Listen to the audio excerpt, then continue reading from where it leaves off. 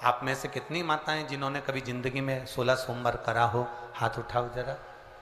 करें 16 सोमवार? किन किन ने करे जरा हाथ उठाओ तो। हाँ दिख गए, ठीक है, ठीक है। और जितने लोग आस्था चैनल पर सुन रहे हैं, जितने लोग फेसबुक यूट्यूब पर कथा सुन रहे हैं, जितने लोग इस पवित्र भूमि पर छिंदवाड़ा की पावन शिव महापुराण की कथा श्रवण कर रहे हैं, हम आपसे पूछना चाहें, आपने 16 सोमवार का व्रत करा, 16 सोमवार का उद्यापन करा, 16 सोमवार का नियम लिया, 16 सोमवार की पोथी पढ़ी, 16 सोमवार की कथा पढ़ी, 16 सोमवार पे चूरमा बनाया, किसी ने 3-3 बार व्रत करा, किसी ने बेलपत्री का करा, किसी ने चूरमे का करा, किसी ने मिश्री का करा। बोलो सही है? करा लोगों ने। पर जितने लोग आस्था चैनल पर कथा सुन रहे हैं और जितने लोग इस फेसबुक यूट्यूब पर कथा सुन रहे हैं और जितने छिंदवाड़ा की पवित्र भूमि पर कथा सुन रहे हैं, हम इनसे पूछना चाहते हैं,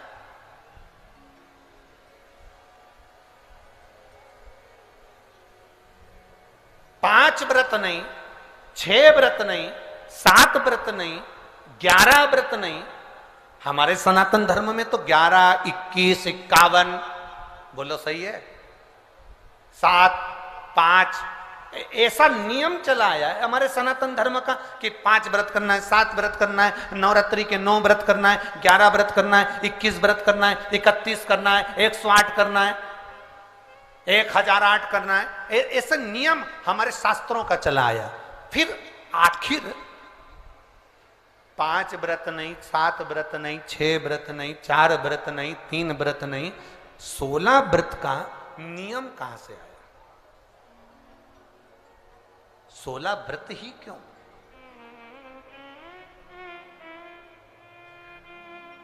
15 नहीं, 14 नहीं, 13 नहीं, 12 नहीं, 11 नहीं, कितने? 16। ये 16 व्रत का नियम कैसे? ये कहां से आ गया 16 व्रत का नियम? कोई आपसे पूछ सकता है, आपके घर के बच्चे कह सकते हैं, मम्मी, ओ माँ क्या कर रही हो? माँ ने कहा, बेटा मैंने 16 सोमवार के व्रत उठाए। 16 सोमवार के व्रत उठाए? हाँ। क्या करती है उसमें? बेटा शाम के समय जब तीसरा पहर होता है, प्रदोष काल होता है, प्रदोष का जो समय होता है, शाम का जो समय होता है, उस शाम के समय पर हम 16 सोमवार का पूजन करते हैं। शिव जी का शिवलिंग का निर्माण करना या शंकर भगवान का शिवलिंग घर में उसकी पूजन अर्चना करना, उसका निर्माण करना और पूजन करके जो भी चीज से हमने सोमवार करे हैं, जो 16 सोमवार के प्रथम सोमवार में चूरमे से करो, चाहे तुम बेलपत्री से करो, चाहे तुम मिश्री से करो, जिससे तुम पहला व्रत करोगे, 16 की 16 व्रत उसी चीज से होंगे, उसी प्रसाद से होंगे। तो बच्चे कहेंगे, माँ ये 16 व्रत का विधान कहां से आया? 16 व्रत का नियम कहां से आया? आपके बच्चे पूछ सकते हैं, आपसे पूछेंगे आपके बच्चे आपसे पूछेंगे कि ये 16 व्रत का विधान कहां से आया, 16 व्रत का नियम कहां से? तब आपको बताना है। अवंतिकापुरी उज्जैनी में एक कन्या रहती थी जिसका नाम सुगंधा था। बड़े ध्यान से सुनना, 16 सोमवार के व्रत तो आपने बहुत करे हैं, पर 16 सोमवार में 16 सोमवार का नियम कहां से आया? 15 नहीं, 14 नहीं, 5 नहीं, 6 नहीं, 7 नहीं, 21 नहीं, 20 नहीं, 16 का नियम कहां से आया? वो 16 के नियम को जाने। और यहीं से 16 सोमवार व्रत की प्रारंभता है, इस कथा की प्रारंभता। और जिन जिन को स्मरण में ना हो, मेरी माताओं से निवेदन है, जिनको नहीं मालूम है कि 16 सोमवार के 16 व्रत का विधान कहां से आया, उनको आप सुना सकते हो, आप उनको बता सकते हो। अवंतिकापुरी में एक सुगंधा नाम की एक बड़ी सुंदर कन्या रहती थी, बड़ी सुंदर थी। उसमें उसके चेहरे पर बड़ा आकर्षण था, उसके चेहरे पर बड़ी चमक थी, उसके चेहरे पर बड़ी रौनकता थी, बड़ी रौनक। अब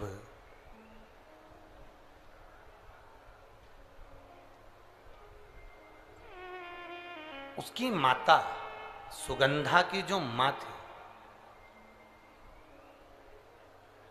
सुगंधा जो कन्या थी, उसकी जो माता थी जिसका नाम रेणुका था, वो रेणुका एक काम बड़ा विचित्र करती थी। किसी भी देवालय में जाती थी, किसी तीर्थ में जाती थी, किसी मंदिर में जाती थी, किसी शिवालय में जाती थी, किसी तीर्थ स्थान पर जाती थी, पुष्प साथ में ले जाए ना ले जाए, प्रसाद साथ में ले जाए ना ले जाए, सोना चांदी दान करने के लिए ले जाए ना ले जाए, पैसा धेला कहीं चढ़ाने ले जाए ना ले जाए, वो एक इत्र की शीशी में रुई को भिंगो कर एक डब्बी में भरकर लेकर जाती थी। और उसका नियम था वो रेणुका का कि वो रुई, वो कपास, वो जो इत्र लगा हुआ जो पदार्थ, जो इत्र लगी हुई जो रुई है, उस रुई को, उस कपास को भगवान के दरवाजे पर, चौखट पर उसको लगा कर आती थी। ये रेणुका का नियम था, ये सुगंधा की मां का नियम था।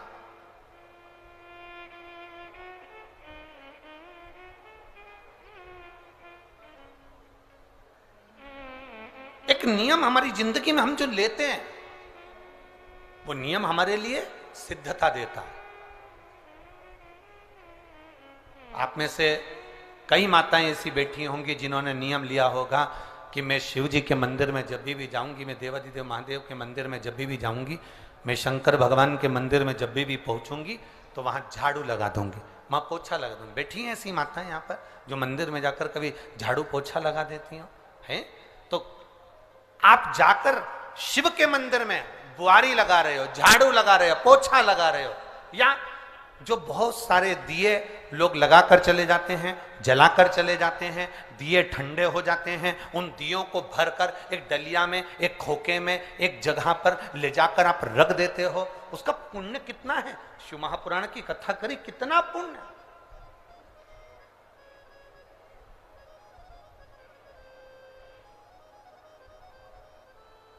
गुरु नानक देव जी ने तो अपने शिष्य वाले से कहा था,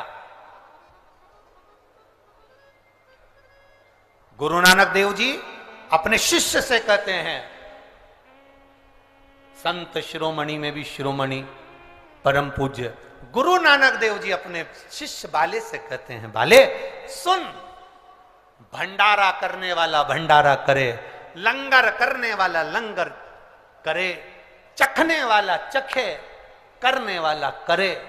अगर भूलवश भी, बाले, अगर कोई भूलवश भी उस लंगर के स्थान पर से मात्र एक गीला कपड़ा कर कर, एक पोछा कर कर, एक बुआरी सवारनी कर कर अगर निकल भी जाता है तो वो अपनी जिंदगी के कई दुखों को समाप्त कर जाता है।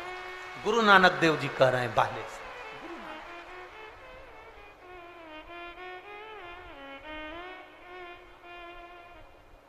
अब शिरोमणि संतों में शिरोमणि गुरु नानक देव जी कहते हैं कि कोई लंगर करे, कोई लंगर चखे, मतलब कोई भंडारा करे और कोई भंडारा खाए, कोई लंगर करे, कोई लंगर चखे। अगर वो चखने वाला भी उठकर चले गया और वहां पर से आप अगर निकल कर जा रहे हो और आपने अगर मात्र वहां सवारनी से आपने मात्र झाड़ू भी लगा दी, पोछा भी लगा दिया, उसको कहीं ना कहीं किसी ना किसी रूप में आपने सेवा कर दी, तो उस सेवा का फल क्या है? तो गुरु नानक देव जी कहते हैं उसका फल यह है कि आपकी जिंदगी में जितने जितने दुख, जितनी जितनी तकलीफें आपकी जिंदगी में, जितना जितना कष्ट आपके जीवन में, जितना जितना रोग, जितनी जितनी तकलीफें आपके जीवन में आ रही होती हैं, वो सारी की सारी तकलीफें अपने आप समाप्त होती चली जाती हैं, अपने आप समाप्त हो।